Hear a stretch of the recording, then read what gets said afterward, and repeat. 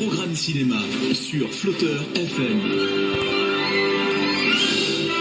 En compagnie de Damien pour votre programme cinéma de Clampsy. Salut Damien. Salut Eva. Et nous avons plusieurs films à présenter cette semaine et nous débutons tout de suite par Simone, le voyage du siècle. Un biopic français réalisé par Olivier Dahan avec Elsa Silberstein, Rebecca Marder ou encore Élodie Boucher. Le destin de Simone Veil, son enfance, ses combats politiques, ses tragédies. Le portrait épique et intime d'une femme au parcours hors du commun qui a bousculé son époque en défendant un message humaniste, toujours d'une brûlante actualité.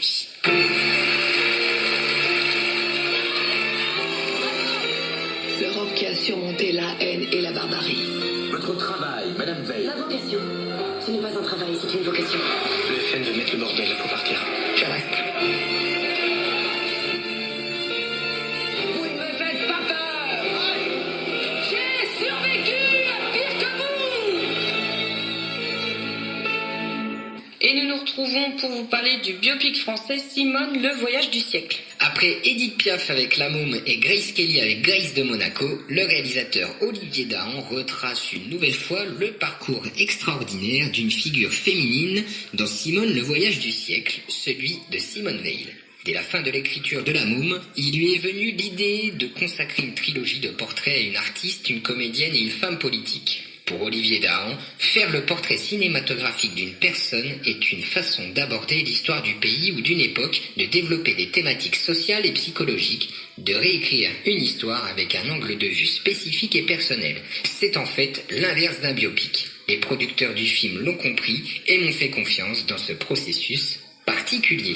Donc Olivier Dahan, que vous connaissez après La Môme et Grace de Monaco, il revient cette fois-ci avec une autre figure emblématique qui est Simone Veil, et donc il vous propose un biopic qui est en réalité pas trop un biopic comme il explique, qui fait surtout le portrait d'une histoire et d'une époque, et donc je vous invite bien entendu à venir voir ce superbe film au cinéma Casino de Clampsy.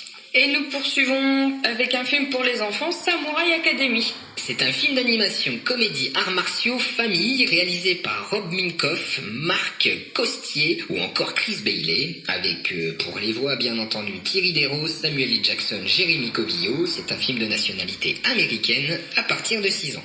Hank est un chien enjoué qui rêve d'être samouraï dans un monde où ce privilège n'est réservé qu'aux chats. Moqué, refusé par toutes les écoles de samouraï, il rencontre un gros matou grincheux, un maître guerrier qui finit par accepter de lui enseigner les techniques ancestrales des samouraïs. L'apprentissage va être rude pour le jeune chien remuant et dissipé. Il faut apprendre à manier le sabre, devenir agile comme un chat, maîtriser les arts martiaux, et Hank n'est pas très doué. Mais pour devenir samouraï, Hank se donne un mal de chien. Quand l'armée de chats du shogun déferle sur la ville, le courage et l'astuce de l'apprenti samouraï vont enfin s'avérer utiles. Chat va barder, il va leur mettre la pâtée. Hank a toujours rêvé de devenir samouraï. Seul problème... C'est un chien. Les chiens peuvent pas être samouraïs. Dégagez-moi, c'est impossible. Attrapez-la.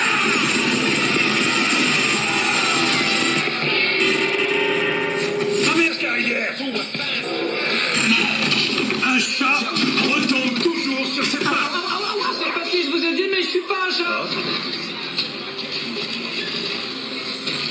Et nous nous retrouvons pour ce film d'animation à partir de 6 ans. Samouraï Academy s'inspire de la comédie Le shérif est en prison et met en scène des personnages dont les préjugés renvoient à notre société actuelle. Pour autant, le film est résolument tendre et optimiste.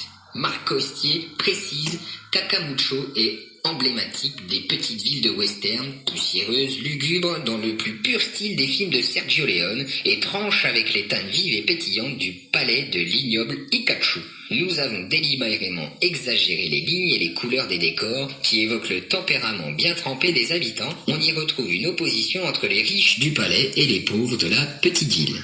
Pour Jimbo, l'équipe d'animation a adopté certaines techniques pour faire en sorte que le personnage soit dans la retenue tant qu'il est le maître instructeur de Hank. Puis, il devient rapide comme l'éclair. De son côté, Hank est affublé d'un très long torse et de petites pattes si bien que les animateurs ont dû tenir compte de ses contraintes physiques, puis exagérer ses mouvements en évitant que le personnage soit totalement invraisemblable. Donc pour ce film, eh bien vous l'aurez compris, c'est un film destiné aux enfants et qui va mettre en corrélation donc les riches, les pauvres, voilà, tout plein de petits thèmes qu'on peut retrouver dans les films, je dirais pour les plus grands, et donc inspiré très fortement de la comédie Le Shérif est en prison. Eh bien vous allez voir des techniques d'animation que vous n'avez probablement encore jamais vues au cinéma. Je vous invite bien entendu à partager ce film en famille. Et nous poursuivons à nouveau avec un film d'animation, One Piece Film Red. Film d'animation, aventure, comédie de nationalité japonaise réalisé par Goro Taniguchi avec Mari Bram, Kaori Nazuka ou encore Stéphane Escoffier, et c'est un film à partir de 8 ans. Luffy et son équipage s'apprêtent à assister à un festival de musique attendu avec impatience. La chanteuse la plus populaire du monde, Uta, va monter sur scène pour la première fois. Celle qui n'est autre que la fille du légendaire pirate Shanks le Roux va révéler la puissance exceptionnelle de sa voix qui pourrait bien changer le monde. Bah c'est moi enfin, c'est moi. Luffy. Quoi? Mais t'es un pote de la princesse? Incroyable. Évidemment que je la connais, c'est quand même la fille de Shanks.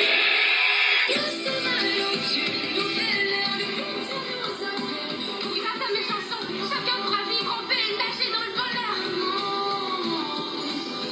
Chanter sera notre délivrance, c'est mon essence, et je me sens vivante depuis que tu m'as dit. C'est une nouvelle ère. Toujours pour votre programme cinéma de Clamcy, nous vous parlons bien sûr de One Piece Film Red. Publié au Japon pour la première fois en 1997, One Piece est une série de mangas shonen créée par Eiichiro Oda. Il s'agit du manga le plus vendu au monde avec 490 millions d'exemplaires, dont 28 millions en France. Depuis 1999, le manga est adapté en animé qui compte pour l'instant plus de 1000 épisodes diffusés dans 80 pays. Une quinzaine de longs métrages ont également vu le jour, dont One Piece Film Red. C'est la chanteuse Oshi qui prête sa voix au personnage d'Uta dans la version française. Fan du manga et de l'animé depuis l'enfance, l'artiste a réalisé un rêve de gosse avec cette expérience. Elle déclare « Je suis vraiment fan, je veux que tout ressemble à l'original et je ne veux pas décevoir les fans de One Piece. » D'autant plus que c'est la version française et que moi je regarde habituellement qu'en VO, donc je sais à quel point les fans de One Piece font attention à tous les détails. Je me suis dit qu'il y aura forcément des gens à qui ça ne plaira pas, mais j'ai quand même envie de rendre hommage à cet animé que j'aime vraiment très fort. Donc eh bien écoutez, si vous aimez Oshi, vous allez pouvoir la retrouver donc dans One Piece, puisque c'est elle qui va interpréter Uta pour la version française. One Piece que je ne présente plus, puisque vous le savez, plus de 1000 épisodes animés, je ne sais combien de mangas, donc je vous invite tout simplement à venir voir ce film au cinéma Casino de Clamcy. Et nous passons à nouveau à un film d'animation, cette fois-ci Dragon Ball Super, Super Héros. Donc c'est un film d'animation, arts martiaux, action fantastique, réalisé par Tetsuro Kodama avec Patrick Borg, Masako Nozawa ou encore Mark Lesser. C'est un film de nationalité japonaise et attention, il y a un avertissement, des scènes, des propos ou des images peuvent heurter la sensibilité des spectateurs. L'armée du ruban rouge avait été détruite par Sangoku, mais des individus ont décidé de la faire renaître. Ils ont ainsi créé les cyborgs ultimes Gamma 1 et Gamma 2. Autoproclamés les super-héros, ils lancent une attaque contre Piccolo et Sangohan. Quel est le but de cette nouvelle organisation du ruban rouge? Face à ce danger qui se rapproche, il est temps pour les vrais héros de se réveiller. Piccolo! Quoi, c'est tout? Franchement, je suis un peu déçu. Je pensais que tu serais plus fort que ça. L'armée du ruban rouge sera bientôt de retour! L'heure est venue pour les héros d'intervenir. Plutôt stylé, non? J'ai maintenant la confirmation de quel côté le mal se situe vraiment. Gohan, vas-y, montre-nous ton véritable pouvoir.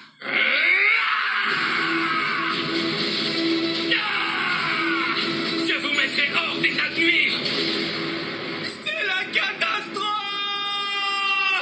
Dragon Ball Super! Super héros! Et de retour pour vous, parler un peu plus de ce film d'animation. Le phénomène Dragon Ball a commencé en 1984 lorsque le célèbre manga d'Akira Toriyama a été publié pour la première fois dans le Weekly Shonen Jump de Seiwa, devenant ainsi un titre de premier plan pendant ses 10 ans et demi de publication. Depuis, le succès du manga n'a cessé de croître avec un record incroyable de 260 millions d'exemplaires vendus dans le monde entier. Avec la popularité toujours croissante de Dragon Ball, la série s'est étendue au-delà du manga pour inclure des séries d'animation, des films, des jeux et des produits dérivés. Deux nouveaux personnages de vilains font leur apparition dans ce film, les cyborgs Gamma 1 et Gamma 2, créés par l'infatigable armée du ruban rouge apparue pour la première fois dans le tome 5 de Dragon Ball en 1984.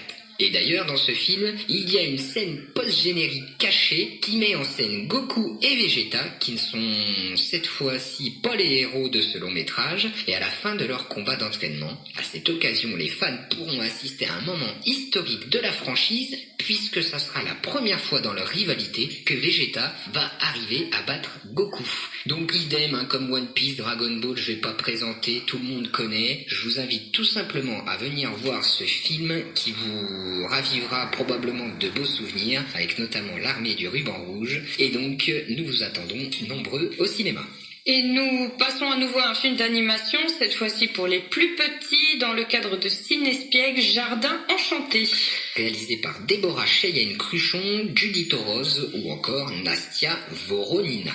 Dans une clairière, au milieu des hautes herbes ou dans le verger du roi, se cachent des mondes merveilleux.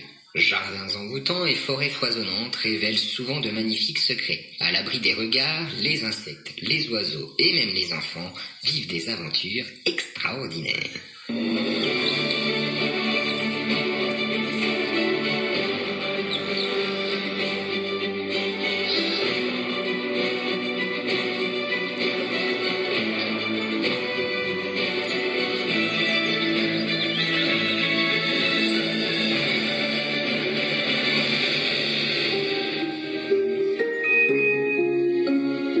Donc voici en ce qui concerne un court extrait du film Jardin Enchanté, film d'animation à partir de 3 ans dans le cadre de Cinespiègue, et donc un rendez-vous mardi 1er novembre à 15h.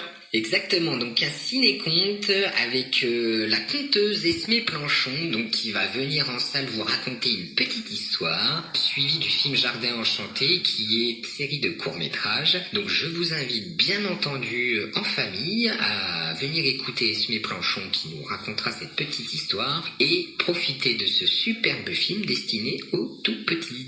Et nous poursuivons votre programme cinéma, bien sûr, avec le film Jacques Mimoun et les secrets de Valverde. C'est un film français, comédie-aventure, réalisé par Malik Bentala et Ludovic Colbeau-Justin, avec Malik Bentala lui-même, Joséphine Japy ou encore Jérôme Commandeur. 2 ans après avoir survécu seul sur l'île hostile de Valverde, Jacques Mimoun est devenu une star de l'aventure. Le livre racontant son expérience est un best-seller et son émission de télévision bat des records d'audience. Il est alors approché par la mystérieuse Aurélie Dias qui va ramener Jacques Mimoun sur Valverde pour l'entraîner à la recherche de la légendaire épée du pirate la Buse.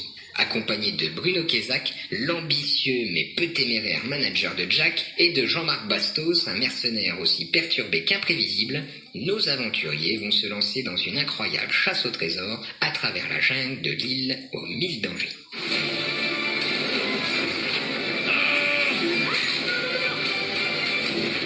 On a vécu suffisamment de belles choses. Plus d'aventures, ce serait la gourmandise. C'est un cauchemar, je vais me réveiller. Moi aussi, il m'est arrivé des trucs. L'appendicite. Et j'ai douillé. Vous n'étiez pas couvert par une mutuelle? Pas de fausses économies, ça. Parce que quand ça cogne, hein.